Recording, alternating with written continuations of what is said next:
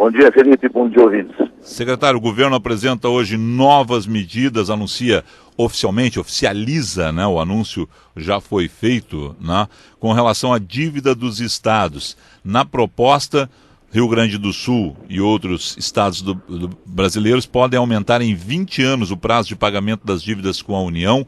Já o prazo das dívidas com o BNDES pode aumentar 10 anos. E o governo também vai oferecer uma redução de 40% nas prestações mensais de dívidas estaduais nos primeiros 2 anos, se todos os estados assinarem. Serve para o Rio Grande do Sul esta proposta? Tudo que nos favorece, facilita, diminui, seguramente nos serve e é importante, mas longe de atender às nossas necessidades. A verdade é que o governo federal faz uma proposta à Câmara dos Deputados que cria situações horizontal para atender às necessidades dos estados e das cidades maiores endividadas, mas não pode atender aqueles que estão fora da curva, que passam a média daquilo que os outros estados vêm enfrentando, que é o caso do Rio Grande do Sul. Alguns estados do Norte e do Nordeste, mesmo com esta proposta, devem assinar, mas preferem não se utilizar da carência de 40% nesses 2 primeiros anos e garantir financiamentos, maior volume de empréstimos.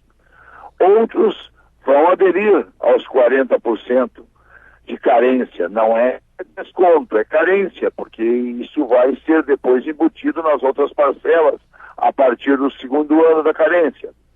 Então, o Rio Grande do Sul vai ter benefícios aderindo exatamente a esta proposta. Ela foi construída com a equipe econômica do governo federal, com o CONFAS, os secretários de Fazenda de todos os estados brasileiros, e volto a repetir, Felipe, ela ajuda a situação financeira do estado do Rio Grande do Sul, sim, mas é longe de resolver o nosso grande problema, mas mesmo assim nós temos que considerar positivo. Tá. Até porque, repito, nós estamos fora do ponto, fora da curva, nós estamos mais endividados, mais desestruturados que a grande maioria dos estados brasileiros. Qual é o tamanho do fôlego que essa proposta dá para o governo do Rio Grande do Sul no mês a mês?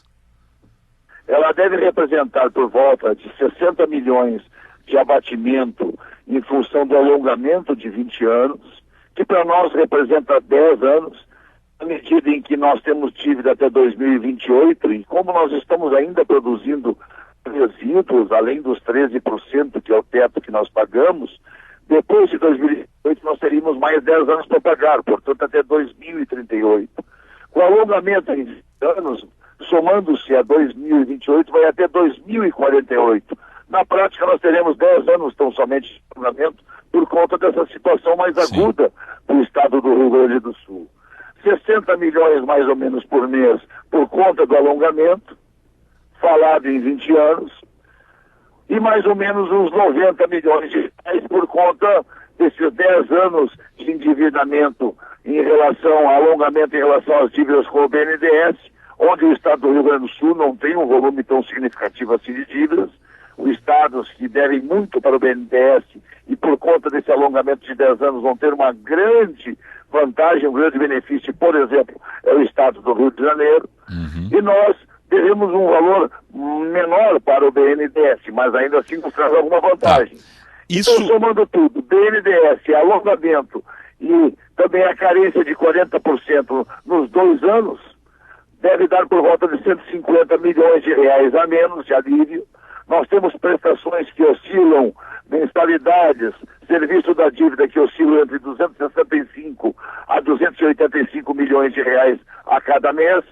Isso com certeza representa quase 1/3 do rombo das contas públicas do Rio Grande para pagar no ano de 2016, que é o somatório dos 4 bilhões e 300 em 2016, mais os 2 bilhões e 500 milhões, dentre eles o 13º, que nós não podemos pagar em 2015, que nós estamos arrastando para 2016. Isso permite pensar que daqui a um tempo não vai mais se atrasar a folha do funcionalismo? Não vai mais se parcelar? Não, nós estamos sempre e permanentemente no risco, viu? Pode ter certeza, Felipe, que isso não é desejo do governo.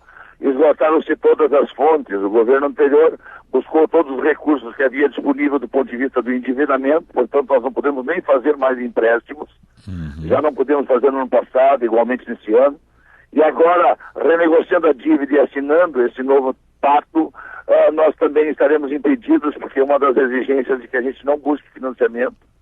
Então, os depósitos judiciais também, o governo Tarso também buscou até o limite. Só em 2013, num dia só, sacou 5 bilhões e meio praticamente. Então nós não temos onde é que buscar dinheiro.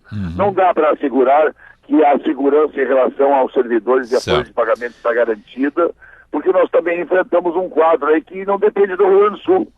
É essa conturbação política e essa recessão econômica no Brasil que está puxando nós muito mais para baixo do que nós estaríamos, trazendo muito mais dificuldades nos anos de 2015 e 2016 do que nós pudéssemos imaginar que enfrentaríamos. Hoje, a linha de corte para o pagamento de março a ser recebido em abril está na faixa dos R$ 1.500, o início do parcelamento? Esse é o cálculo que vocês estão fazendo? Olha, nós pagamos no final do mês de fevereiro por volta de R$ 2.300 para cada servidor, por R$ 1.750 e mais duas parcelas que a se somarem, me parece que chegou a R$ 2.300, R$ 2.350. Bom, nós ainda temos algumas receitas a serem recebidas pelo Tesouro do Estado durante o transcorrer desses dias, estamos aguardando. Há uma sinalização do governo federal que talvez pague parcelado, ou quem sabe até nos pague, embora com atraso, nos pague o FEX, o Fundo de Exportação, pode vir até numa penada só. Isso tudo pode alterar as nossas expectativas em relação ao mês de março. Portanto, fazer qualquer previsão agora teria que ser um pouquinho temerário. Tá. Já uma definição do governo se retira ou não o 251/2016 da Assembleia Legislativa, aquela proposta de emenda à Constituição que altera as regras sobre paridade salarial entre funcionários públicos civis e militares, ativos e inativos? Olha, o caminho me parece que seja exatamente este. Embora existem alguns dentro do governo que imaginavam que talvez uma mensagem retificativa desse projeto pudesse ser enviada à Assembleia Legislativa do Estado do Rio Grande do Sul para corrigir, ou quem sabe, apacientar, acautelar aqueles que fazem uma interpretação muito rigorosa em relação àquilo que contém o projeto. Na verdade, a paridade ela está assegurada entre os inativos e os ativos pela Constituição Federal. Dispensaria, portanto, constar na legislação estadual. Bom, mas se isso é uma exigência, que se acresça através da mensagem retificativa. Muito provável que o governo caminhe exatamente para a retirada, para reconfeccionar essa proposta. Secretário Giovanni Feltes, obrigado ao senhor, um excelente dia de trabalho. Igualmente, Felipe, um abraço para você, para os ouvintes e o pessoal da retaguarda. Até a próxima.